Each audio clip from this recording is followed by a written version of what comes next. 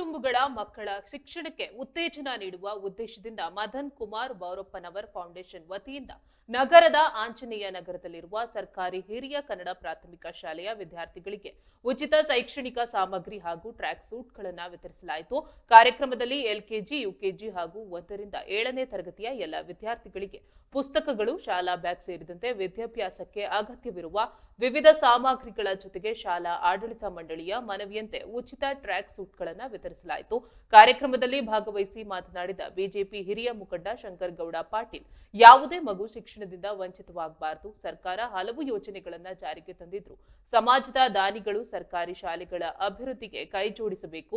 ನಾನು ಸಹ ಸರ್ಕಾರಿ ಶಾಲೆಯಲ್ಲೇ ಓದಿ ಬೆಳೆದಿದ್ದೇನೆ ಎಂದು ಹೇಳಿದ್ರು. ಇದೇ ವೇಳೆ ಶಿಕ್ಷಕರು ವಿದ್ಯಾರ್ಥಿಗಳ ಶೈಕ್ಷಣಿಕ ಬೆಳವಣಿಗೆಯತ್ತ ಹೆಚ್ಚಿನ ಗಮನ ಹರಿಸಬೇಕು ಎಂದು ಸಲಹೆ ನೀಡಿದ್ರು. ಫೌಂಡೇಶನ್ ಸಂಸ್ಥಾಪಕ ಮದನ್ ಕುಮಾರ್ ಮಾತನಾಡಿ, ಕಳೆದ ಹಲವು ವರ್ಷಗಳಿಂದ ಬಡ ಮಕ್ಕಳ ಶಿಕ್ಷಣಕ್ಕೆ ಅಗತ್ಯವಾದ ವಸ್ತುಗಳನ್ನು ನಿರಂತರವಾಗಿ ವಿತರಿಸ್ತಾ ಇದ್ದೇವೆ. ಪೋಷಕರು ಬಡತನದ ಕಾರಣಕ್ಕೆ ಮಕ್ಕಳನ್ನ ಶಾಲೆಯಿಂದ ದೂರವಿಡದೆ ಶಿಕ್ಷಣ ಕೊಡಿಸಬೇಕು. ಉತ್ತಮ ಶಿಕ್ಷಣವೇ ಮಕ್ಕಳ ಭವಿಷ್ಯ ರೂಪಿಸುತ್ತದೆ ಎಂದು ತಿಳಿಸಿದರು. ಕಾರ್ಯಕ್ರಮದಲ್ಲಿ ಮದನ್ ಕುಮಾರ್ ಬೋರಪ್ಪನವರ್ ಫೌಂಡೇಶನ್ ಸಿಬ್ಬಂದಿ, ಶಾಲೆಯ ಮುಖ್ಯೋಪಾಧ್ಯಾಯರು, ಶಿಕ್ಷಕರು, ಸಿಬ್ಬಂದಿ, ವಿದ್ಯಾರ್ಥಿಗಳು ಹಾಗೂ ಪೋಷಕರು ಉಪಸ್ಥಿತರಿದ್ದರು.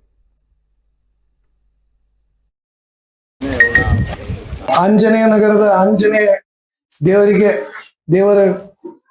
ನಮಸ್ಕರಿಸಿ, ವೇದಿಕೆಯ ಮೇಲೆ ಇವತ್ತು ನನ್ನ ರಾಜಕೀಯ ಗುರುಗಳಾದ ಶ್ರೀ ಶಂಕರಗೌಡ ಪಾಟೀಲ್, ನನ್ನ ಶ್ರೀಮತಿ ಹಾಗೂ ನನ್ನ ಮಕ್ಕಳು ಹಾಗೂ SDM ಅಧ್ಯಕ್ಷರು ಹಾಗೂ ಇಲ್ಲಿ ನೆರೆದಂತ ಎಲ್ಲ ವೇದಿಕೆಯ ಮೇಲೆ ನೆರೆದಂತ ಎಲ್ಲ ಗಣ್ಯರಿಗೆ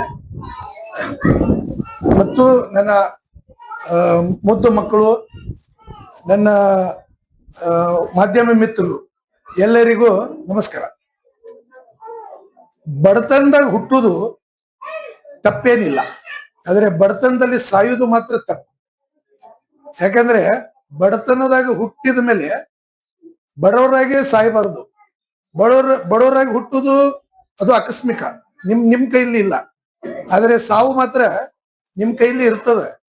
ಅದನ್ನ ನಾವು ಹೆಂಗ್ ಉಪಯೋಗ ಮಾಡಬೇಕು, ಎಜುಕೇಶನ್ ಹೆಂಗ್ ಮಾಡಬೇಕು. ಈಗ ನಾನು ಒಬ್ಬ ಸಾಮಾನ್ಯ ರೈತನ ಮಗ. ನಾನು ಈ ಪರಿಸ್ಥಿತಿಗೆ ಬರ್ಬೇಕಾದ್ರೆ ಎಜುಕೇಶನ್ ಮುಖ್ಯ ಕಾರಣ. ಎಜುಕೇಶನ್ ನಾವು ಮಾಡ್ಲಿಲ್ಲ ಅಂದ್ರೆ ಈ ಪರಿಸ್ಥಿತಿಗೆ ಬರೋದು ತುಂಬಾ ಕಷ್ಟ. ಈ ಪರಿಸ್ಥಿತಿಗೆ ಬರ್ಬೇಕಾದ್ರೆ ನೀವು ಸಿನ್ಸಿಯರ್ ಇರಬೇಕು, ಹಾರ್ಡ್ ವರ್ಕಿಂಗ್ ಇರಬೇಕು, ಮತ್ತು ಈ ಮನುಷ್ಯತ್ವ ಉಳ್ಳ ಮನುಷ್ಯ ಇರಬೇಕು.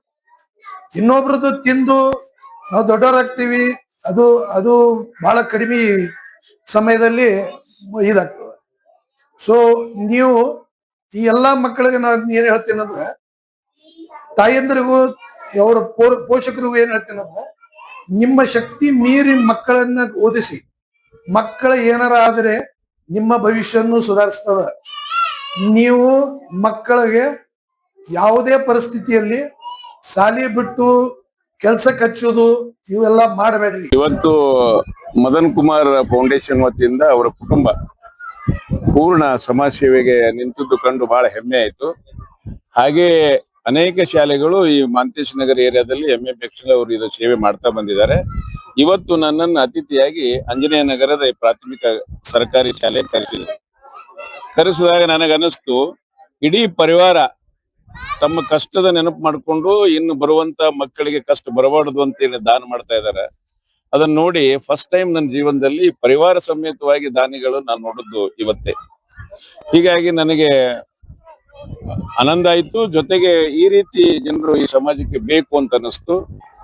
ಇವತ್ತು ಸಮಾಜದಲ್ಲಿ ಸರ್ಕಾರಿ ಶಾಲೆಗಳು ಅಂದ್ರೆ ಕಲಿಸುವಂತ ಗುರುಗಳು ಹಿಡಿದು ಎಜುಕೇಶನ್ ಆಫೀಸರ್ ಹಿಡಿದು ಇವರು ತಮ್ಮ ಮನಸ್ಸಿನ ಸಾಕ್ಷಿಯಾಗಿ ಕೆಲಸ ಮಾಡ್ತಿದ್ರು ಅಂತಂದ್ರೆ ಶಾಲೆಗಳು ಉಳಿತವೆ, ಮಕ್ಕಳು ಹೆಚ್ಚು ಬರ್ತಾರೆ. ಆದರೆ ಸರ್ಕಾರಿ ಶಾಲೆಗಳು ಬಿಟ್ಟು ಪ್ರೈವೇಟ್ ಶಾಲೆಗಳು ಬಹಳ ಹೆಚ್ಚಾಗ್ತಾ ಇದಾವೆ.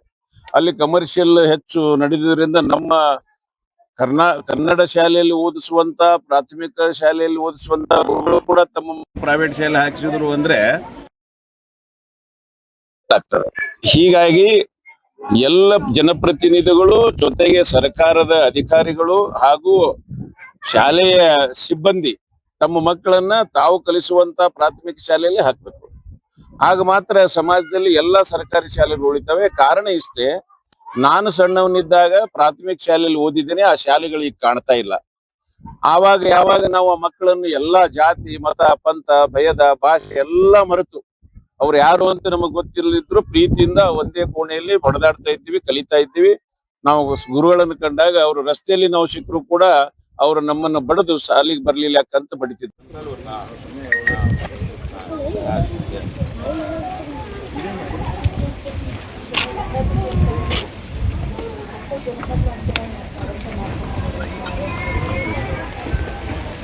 बोलो भारत माता के जय।